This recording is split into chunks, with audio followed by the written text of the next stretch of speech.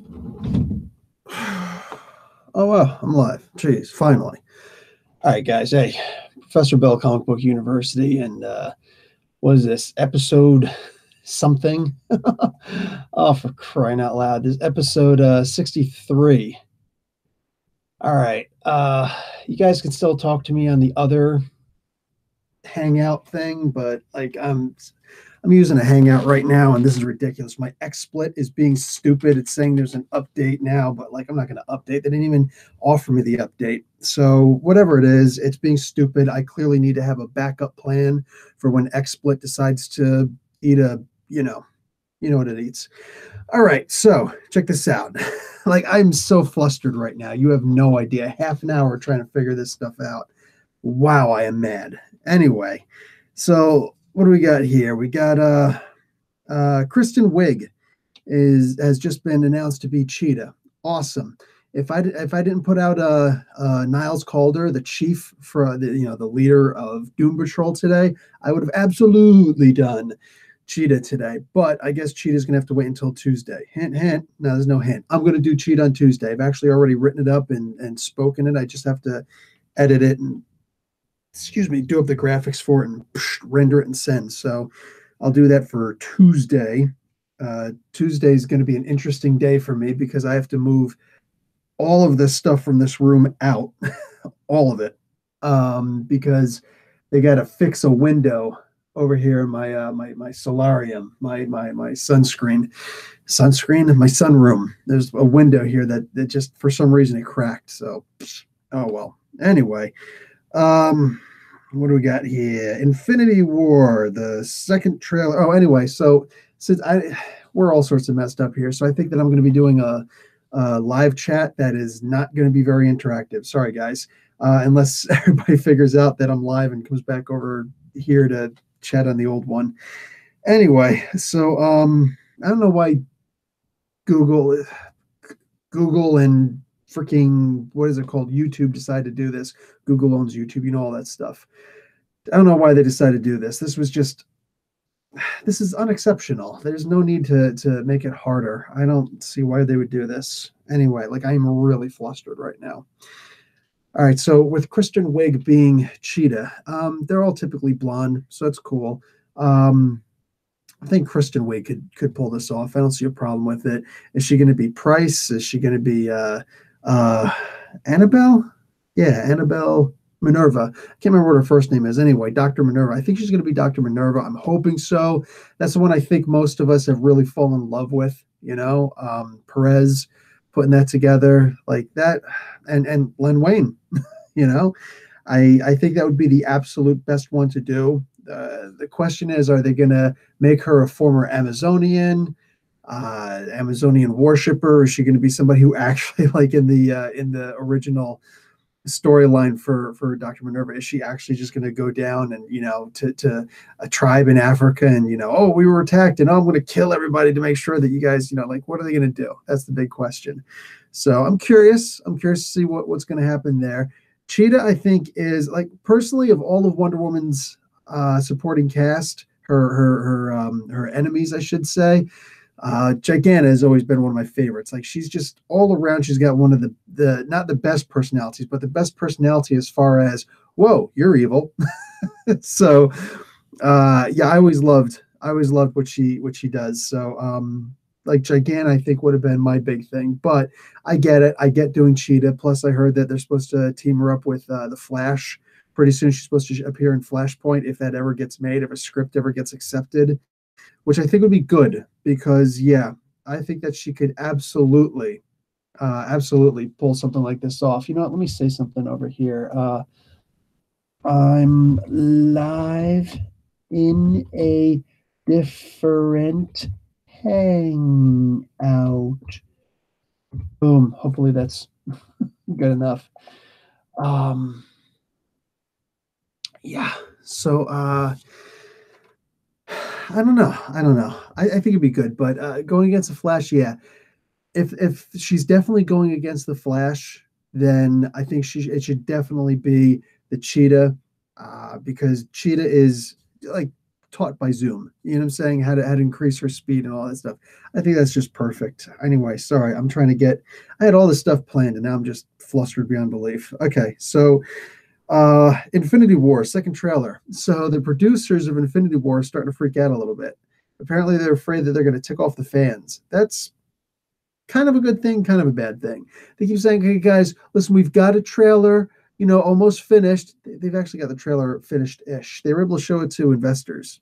You know what I'm saying? But at the same time, the trailer they're going to show investors isn't the trailer they're going to want to show to us. You know what I'm saying? So, yeah, huge difference, huge difference. And people do really have to just be patient and relax. Every time Marvel puts up something new on their YouTube page, everybody's like, "Where's the Infinity War?" Dude, where's your patience? Captain America, Homecoming. You remember the Spider-Man Homecoming? Anyway, so like I don't mind. I don't care if they show another one or not. Let's be realistic. Is anybody here going to look at that trailer and go, I wasn't going to see the movie before? No, that's not going to happen, man. Everybody's going to go see this movie, for crying out loud. So yeah, I don't know about this whole impatience thing going on. So it's kind of good that they don't want to tick us off because, yay. At the same time, the squeaky wheel is the one that always gets the oil, right? That's the squeaky gear. That's the gear that always gets the oil, is the squeaky one. So the most squeaky people, as far as comic book fans are concerned, are usually those channels. You know what I'm saying? The ones that we politely call conservative channels, when in reality, they're clearly a bunch of racist pigs that really need to just grow up and shut up. But hey, so and racist, when I say racist, I literally mean like the most broad general aspect imaginable. Like, these are about as conservative gets. These are the people who don't really want change. And I get the argument, saying, I get the argument that they mention. Wow, people really can't find this. This is gotta love it, YouTube. Gotta love it. Thank you, YouTube. Thank you for helping me with my success. Every so often they give a little thing. They give a little comment. They'll say a little survey. They'll be like, "Hey, do you feel that you can succeed with YouTube? Send me the thing right now. Send me that little thing right now. Watch what happens." So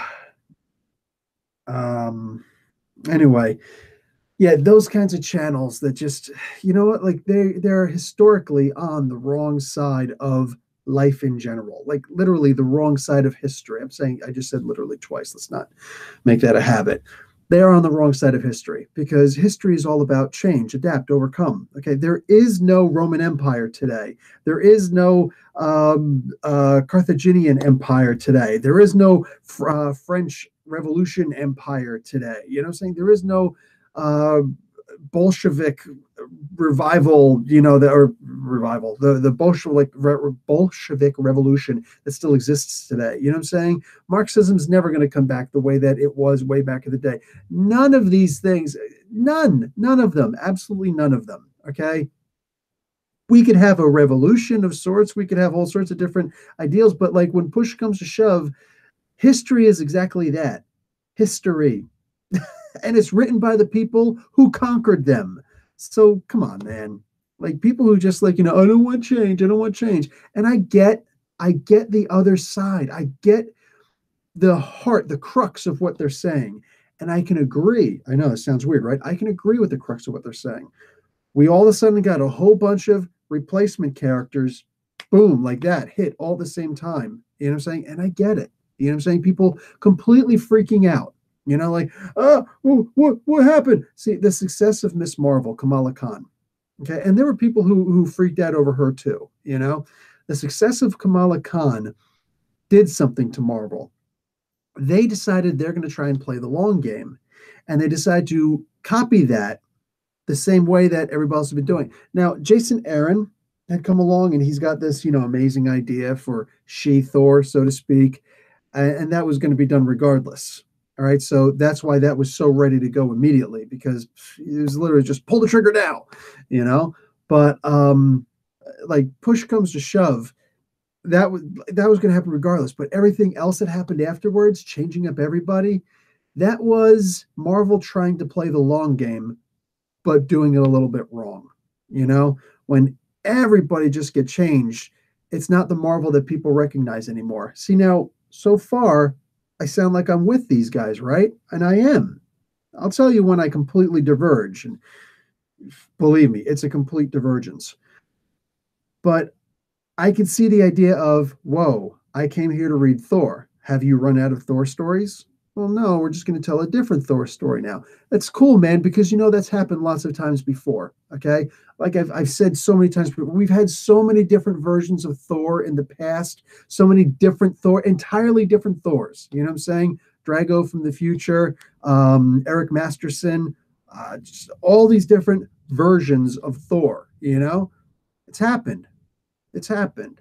We've had different versions of Spider-Man. We've got multiple, the Spider-Verse, for crying out loud. All these different versions. We had, Miles Morales and just all these different things. We've had them before. The problem is they were one-offs, or they were there for a little while. You got like a year and a half or so of Superior Spider-Man. You got a year and a half at a different time period entirely of Eric Masterson being Thor, then eventually becoming Thunderstrike, being his own character.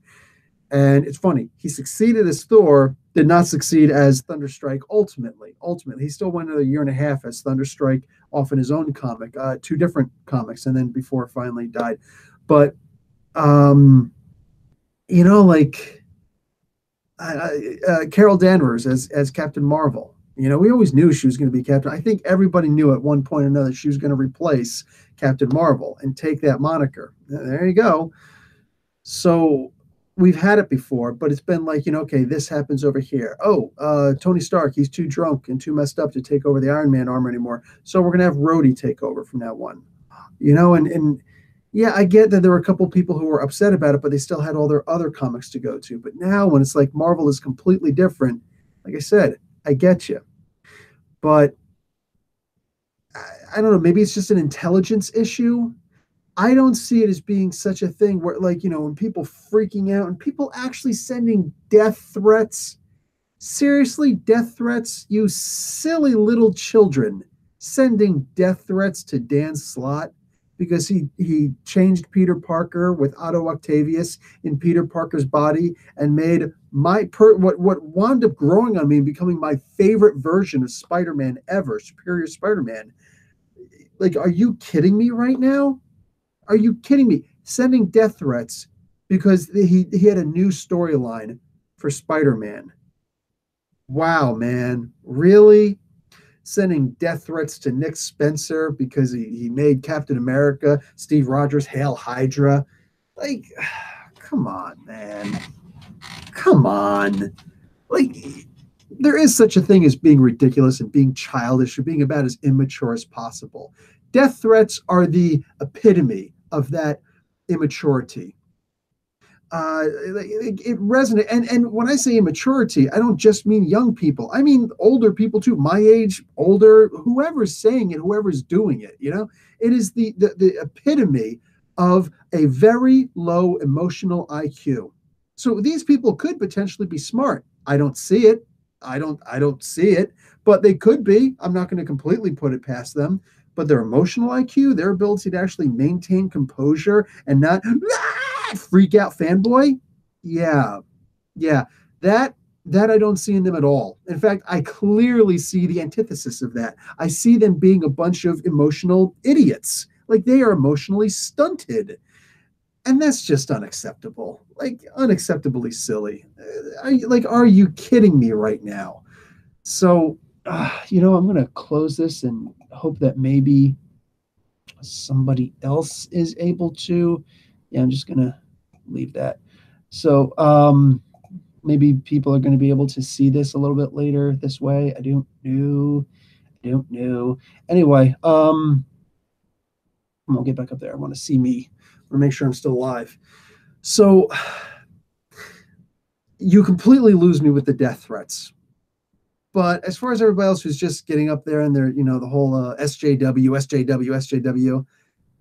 it's no, I personally, I just don't see it that way, and when you look like a duck, walk like a duck, act like a duck, All right, you talk like a duck, everything. You maybe it's actually a platypus, but it's an easy call to say, okay, so there's a duck, right?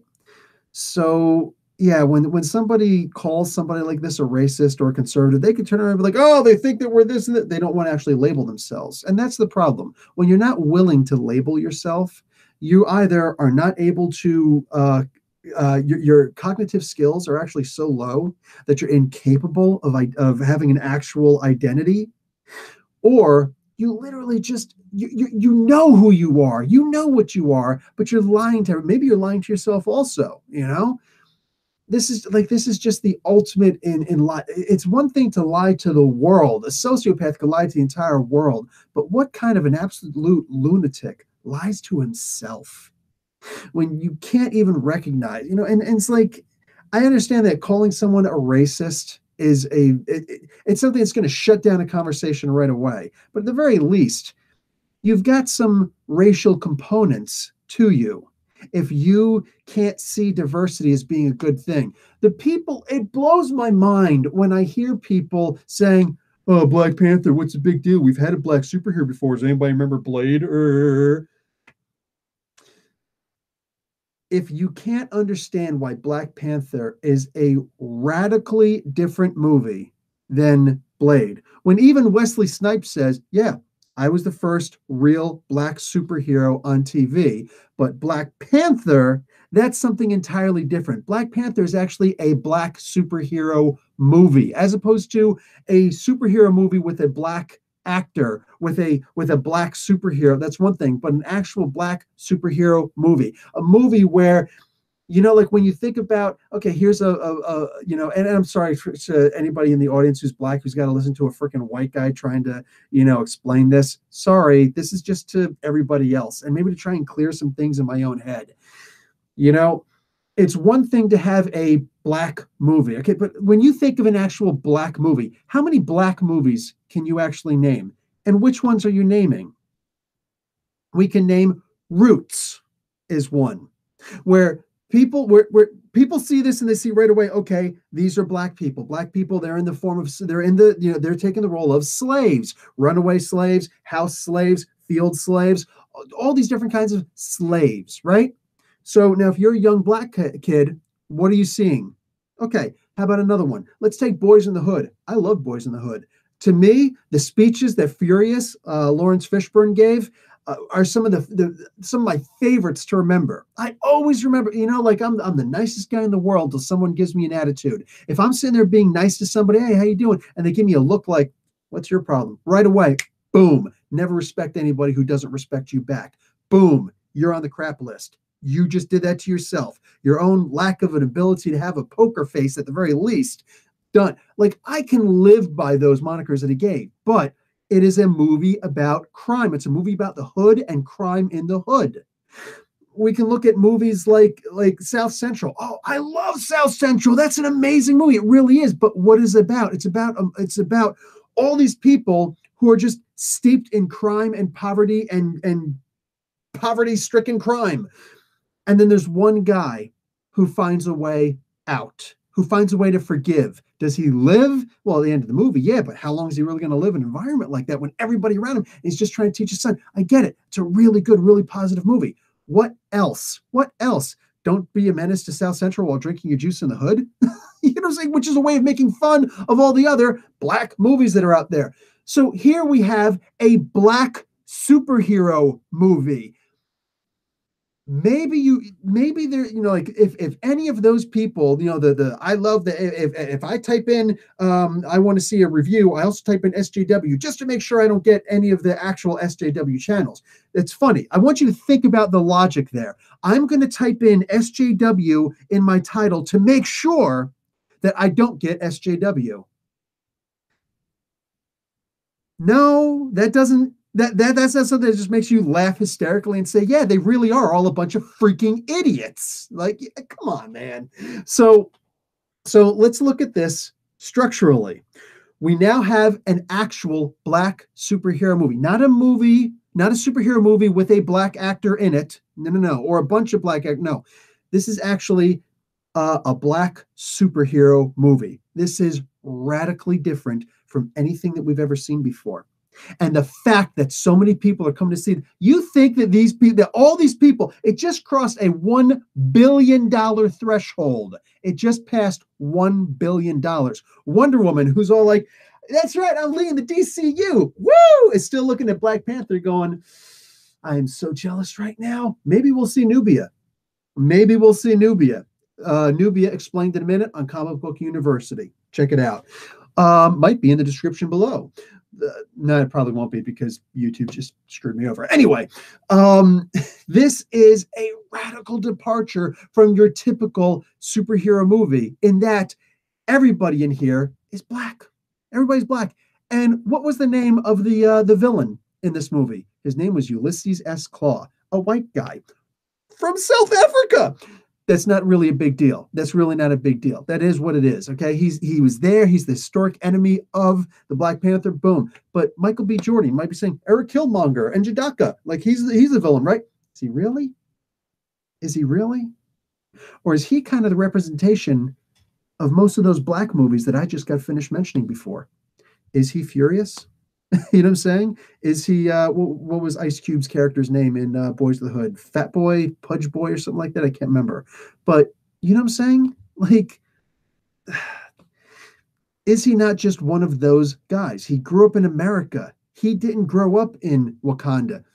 He doesn't get how wonderful it is. And, you know, I actually belittled myself enough to try and see, you know, like, what does some of the right-wing people say about it? And of course, it's about the most racist thing you can imagine. And the best right-wing site that I was able to find, was actually by Ben Shapiro. Yeah. And Ben Shapiro was so triggered by this movie. Like, it's the funniest thing. They're always like, triggered. Yeah, they're getting triggered. Right wing is always triggered. They always try to, that's the thing that's so funny about it. They're always the side that's always like insulting somebody. Oh God, they're homophobic, like you are transphobic, whatever you want to name it, they are. That's what they are. That's what they exist to be. You know what I'm saying? You can always tell. Because they got to insult somebody. They got to jump on there and attack like Mags Visaggio, you know, and people like that. They're just like, why? Why is that so important to you? Why is it so important to put these people in their place? Who are you to put somebody in place? Get in your own place, you know? Absolutely ridiculous. Want to talk about the freedom of speech. The only time they ever want to talk about freedom of speech is when they're insulting somebody else. But you know what's funny? They can be insulted right back. And here's the difference. They throw insults, but they get insulted. Do you understand what I just said? I could start throwing insults, but it's not likely I'm going to get insulted because who are these people, right? Who are these people? But these people, they're the types that if I throw an insult back at them, if anybody throws an insult back at them, it burns, it digs deep. It's that like that funk that just sticks with you, you know, like getting sprayed by a skunk. And it's just like days, man. They don't care how much tomato juice and rock salt you bathe in. That's going to stick with you for a while. Like these are the people, like they lose sleep at night because they just got insulted. It's like, dude, I studied psychology. I understand these people. You know what I'm saying? And yes, these people, because they're not human. They're not human, not in the sociological sense. All right. Not in the social economic sense, even. They're just, so like to me, it's hysterical to sit here and watch these people want to just throw shade on everything they possibly can. So Ben Shapiro goes and says, well, it's just weird to me, okay, that you got this movie, these African people, okay, but the only thing that makes it so that they're actually superior to the rest of Africa is that metal happened to coincidentally fall there. So, you know, I'm just saying, like, they're not special by themselves. They're special because natural materials fell there. So, you know, tell me something. How exactly are any of us different or better by ourselves? So we're not. And I'm going to highly recommend a book called Guns, Germs, and Steel. And there was a movie made by it. I think it was like 45 minutes long or something like that. You might be able to find it on YouTube. But I think I watched it on Netflix years ago. But it made me want to read the book. You know what I'm saying? And I read the book, and it's just so much more expansive, and it's amazing. And it's just the idea that guns, germs, and steel, why why is it that when the European came over to America, and the Native Americans were all dying because of the all the diseases that the white guys were bringing, but they themselves weren't dying from them because they built up an immunity to them. You know what I'm saying? When you're talking about the temperate climate, the temperate climes that they were in that allowed, and what do you call it, the elevations of the land and things like that, the proximity to having that much cloud cover over top, to have pigs growing up around them. You know what I'm saying? They were able to eventually develop an immunity to the diseases that they would carry. When you think about a movie or the book, even like the book actually goes into this. The original telecast that George Orwell, Orson Welles, that Orson Welles did. Orson Welles, George, yeah, Orson Welles did all of that from the original stories. What was that, H.D. Greger? Can't remember who wrote that. Should be an easy one for me. Anyway, so what do you call it? When they say that, the aliens all died because they weren't used to the bacteria that exist on this earth. Exact same thing with these guys over here. You know what I'm saying? With the people who came to this area. They all died, not all of them, but enough of them died. But some of them did have the gene that allowed them to survive. They got really sick, and then some of them got really better, and then they wound up developing the immunity and then passing on those genes to their kids as they're procreating and all that stuff. So, but then you come over to a different land and you're bringing those diseases recessively with you, and you're just a carrier at this point, and you just get the sniffles from this. Like for instance, look at a disease like the rotavirus. Or impetigo, either of them. They're diseases that you can get from feces being around. Sounds sick, right? But kids, they play with their diaper. They put their hands in their diaper, and they do things like that. Now, what do you call it? So you put your hands in your mouth even if you don't wash your hands with soap well enough. You know what I'm saying? You just use water or just a quick wash. Put your hands in your mouth, or if you scratch an itch like a mosquito bite, and suddenly you break the skin just a little bit, what's underneath your fingernails? Exactly. That's what gets inside. So you have this, and what do you call it? An adult, we've developed the immunity as we've gotten older, so we'll just get the symptoms of a cold. It'll seem like we just have a cold. Actually, we've got impetigo, but we're able, or the rotavirus, we're able to stave it off really quickly. But as far as people, like kids, people who didn't grow up with it, who are growing up now, they get really sick and they could die. They could die of dehydration, of diarrhea, and all that. They can actually die from this. The kid will oftentimes have to be hospitalized for something like that. Hello. So if you don't understand what's happening to you, saying, so that's the same kind of thing. So being able to develop in these kinds of areas, and more than that, just having access to these resources that didn't happen over there. Do you know that in Africa, they didn't go through a Bronze Age?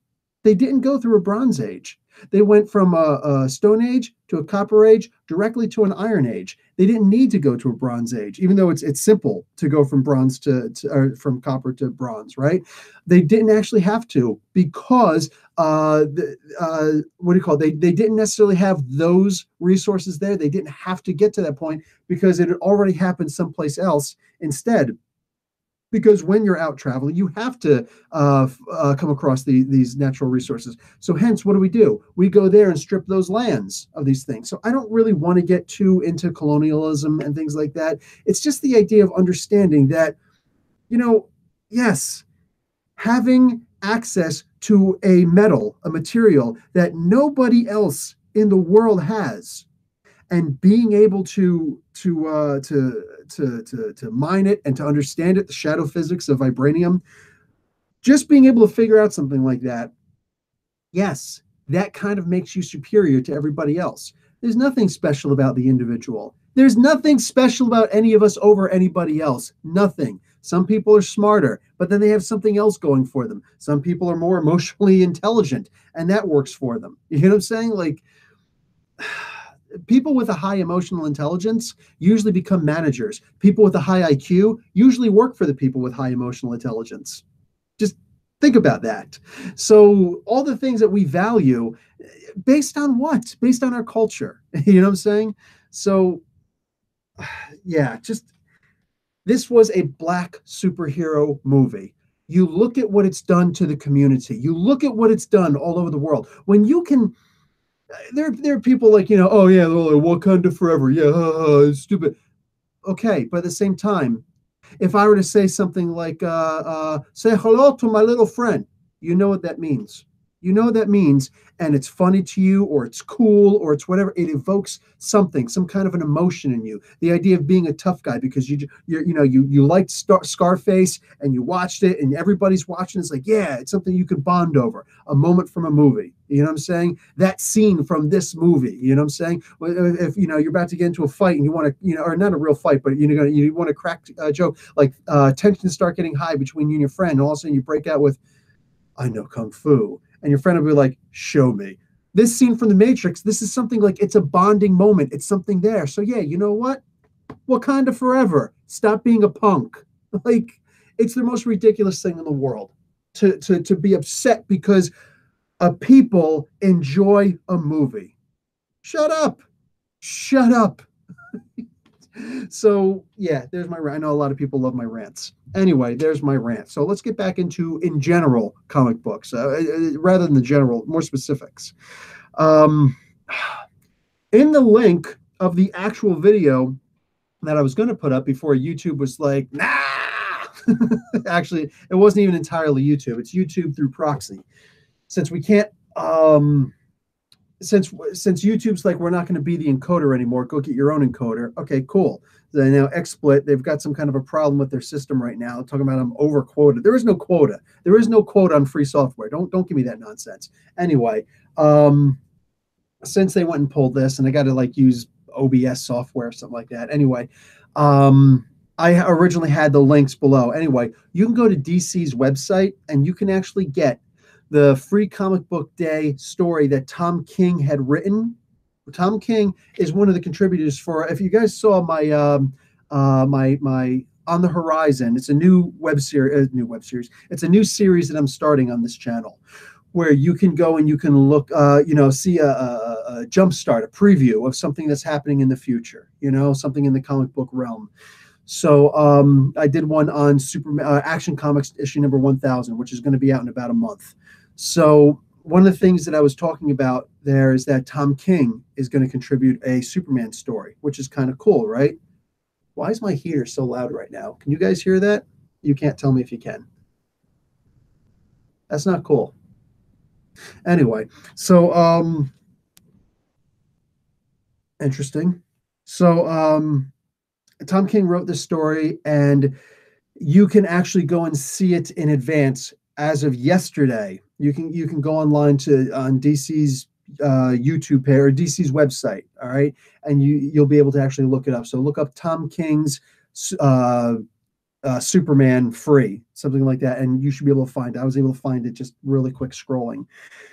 Also, on Free Comic Book Day, there's going to be a comic book comes out called The World of Krypton, which is supposed to be the predecessor to the Krypton sci-fi series coming on Sci-Fi Channel. I was fairly disappointed to realize that I've already read this story. It's a 4-parter called The World of Krypton. It's actually the exact same story, no joke. They didn't even change the art or anything. Like, maybe they prettied it up. Maybe they got the color, somebody on colors to touch it up or something like that. But it's the exact same story, exact same art, everything. So whatever. So you can get your Free Comic Book Day World of Krypton story. You probably already read it. Or you can just go and read it by, looking up the original. But it's up to you. It's like those dollar bin things, not dollar bin. Marvel puts out the True Believers series, so you can for $1 get a new story, just for the sake of reading material. If anything, I think most of us have read these stories. If not, if you are new to comic books, this is a really great way to get some of the best stories you can imagine. Only $1. They just put the print comic book out. Boom, that's cool. I'm digging that.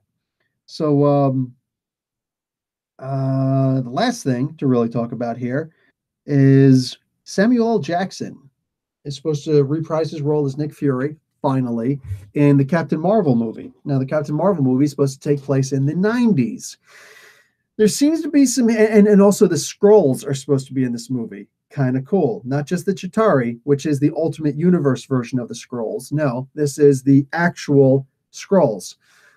This is especially interesting because they're indicating that Samuel L. Jackson will will actually have some kind of an encounter with a Skrull, that he may himself be a Skrull.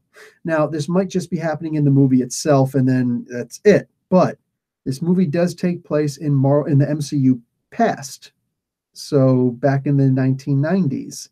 So what if in the 90s a Skrull took over Nick Fury and remained in control? Remained as actual, hidden Nick Fury. Wow. So now think of every single thing that happened in the Marvel Universe. Everything that happened. And the idea that it could all be part of a higher Skrull invasion. That would be pretty sick. That would change the bulk of everything. And the Infinity War is supposed to be seriously like a stepping stone to rebooting the Marvel Universe. That's what they seem to be indicating here. I'm okay with that. I'm okay with rebooting the cinematic universe. A lot of these guys are getting old. They don't want to stay doing these movies forever. I get it. And plus, they got their other stories back. They got the Fantastic Four back. They got the X-Men back. There's this deal with Spider-Man right now. Everything's rosy and peachy in the MCU, right? So it's time to shake things up so that we can actually get these characters in. Instead of just introducing them into the current story, how about we actually have, hey, come on over, buds. That would be cool to actually reboot the universe and start over again. None of these guys want to keep doing this, right? So I'm down. But imagine if Nick Fury was a Skrull this whole entire time. How do you get all this amazing shield tech? It's not all from Tony and Howard Stark.